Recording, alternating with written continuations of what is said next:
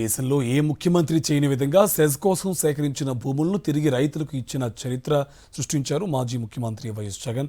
అంతేకాదు గతంలో చంద్రబాబు పాలనలో రైతులపై పెట్టిన అక్రమ కేసులను గత జగన్ పాలనలో ఎత్తి చూపారు. ఈ భూములను ఉచితంగా రిజిస్ట్రేషన్ చేయాలని అప్పట్లో జీవోలు జారీ చేశారు. అయితే వైఎస్ జగన్ చేసిన మంచి పనులను తమ ఖాతాలో వేసుకుని క్రెడిట్ చోరీ చేస్తుంది కూటమి ప్రభుత్వం. ఉమ్మడి తూర్పు గోదావరి జిల్లాలో సెజ్ కోసం 2005లో నాటి వైఎస్ఆర్ పాలనలో భూసేకరణ మొదలుపెట్టారు. వైఎస్ఆర్ మరణం తర్వాత కాంగ్రెస్ ప్రభుత్వంలో ముఖ్యమంత్రులుగా ఉన్న రోషయ్య, కిరణ్ కుమార్ రెడ్డి హయాంలో దాదాపు 5,000 ఎకరాలకు పైగా అధికారులు సేకరించారు. నాడు ప్రతిపక్షంలో ఉన్న చంద్రబాబు ఈ భూముల విషయంలో వైఎస్ రాజశేఖర రెడ్డిపై ఆరోపణలు చేస్తూ అబద్ధాలు మాట్లాడుతూ అసత్య ప్రచారం చేశారు. టీడీపీ అధికారంలోకి వస్తే సెజ్ భూములను రద్దు చేస్తానని హామీ ఇచ్చాడు. అంతేకాదు ఆ భూముల్లో ఏరువాక కార్యక్రమాన్ని నిర్వహించి ఈ భూములు రైతులవే అన్నాడు. సెజ్ భూముల్లో ఏరువాక చేసిన చంద్రబాబు 2014లో అధికారంలోకి వచ్చాక రైతులకు వెన్నుపోటు పొడిచాడు. అభివృద్ధి కోసం పరిశ్రమలు అవసరమని రైతుల వద్ద మాట తప్పాడు. మరోవైపు సెజ్లో భూములు పోగొట్టుకున్న రైతులు, ఊళ్లు ఖాళీ చేసిన గ్రామస్తులు అనేక ఉద్యమాలు అప్పట్లో చేశారు. చంద్రబాబు తన మాట నిలబెట్టుకోవాలని డిమాండ్ చేశారు.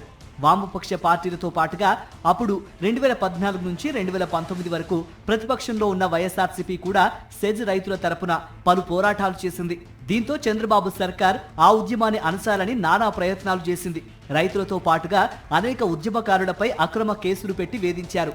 ఈ నేపథ్యంలో వైఎస్ఆర్సీపీ అధికారంలోకి వచ్చిన వెంటనే సెజ్ భూములను తిరిగి వెనక్కి ఇస్తానని నాడు ప్రతిపక్షంలో ఉన్న వైఎస్ జగన్ రైతులకు మాట ఇచ్చారు. 2019లో వైఎస్ఆర్సీపీ అధికారంలోకి రాగానే అప్పటి వ్యవసాయ శాఖ మంత్రిగా ఉన్న కురసాల కన్నబాబు చైర్మన్ గా ఒక ఐఏఎస్లతో కూడిన కమిటీ వేశారు.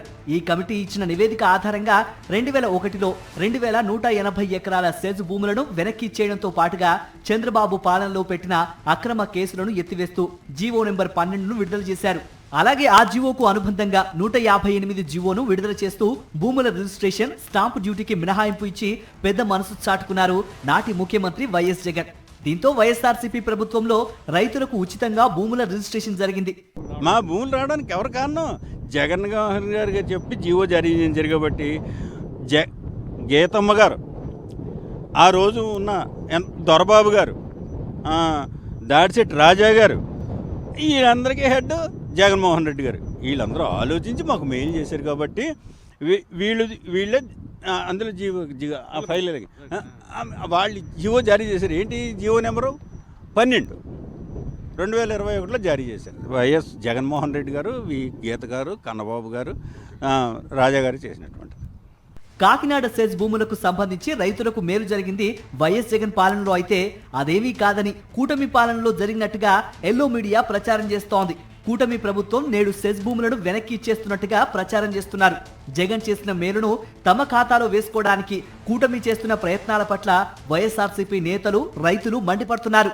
గత 5 ఏళ్ళు 2019-24 మధ్య శ్రీ వైఎస్ జగన్మోహన్ రెడ్డి గారి హయాంలో ముఖ్యమంత్రిగా 5 ఏళ్ల కాలం ఉంటే 2 ఏళ్లు కోవిడ్లో పోయింది. ఆ 3 ఏళ్ల కాలంలోనే ఈ దేశంలో ఎక్కడా జరగనన్ని విప్లవాత్మకమైన సంస్కరణలు కానీ, అభివృద్ధి కార్యక్రమాలు కానీ, సాహసోపేత నిర్ణయాలు కానీ చేశారు ఆయన. కానీ దురదృష్టం ఏంటంటే చంద్రబాబు నాయుడు మళ్ళీ వచ్చిన తర్వాత అధికారం, ఆయనకి గతం మర్చిపోయే ఒక లక్షణం ఉంది. అన్నీ ఆయన చేశానని ఆయన నమ్మి ఎల్లో మీడియాతో నమ్మించే కార్యక్రమం చేస్తున్నాడు. దీన్ని క్రెడిట్ చోరీ అంటారు. రైతులను నమ్మించి చంద్రబాబు మోసం చేస్తే ఆ రైతులకు అండగా నిలిచి వైఎస్ జగన్ న్యాయం చేశారని కాకినాడ సెజ్ రైతులు, వైఎస్ఆర్సీపీ నేతలు స్పష్టం చేస్తున్నారు. వైఎస్ జగన్ క్రెడిట్ ను చోరీ చేయడానికి కూటమి ప్రభుత్వం ప్రయత్నించడం కూటమి తాలూకా దిగజారుడు రాజకీయాలకు నిదర్శనమని రాజకీయ విశ్లేషకులు అభిప్రాయపడుతున్నారు.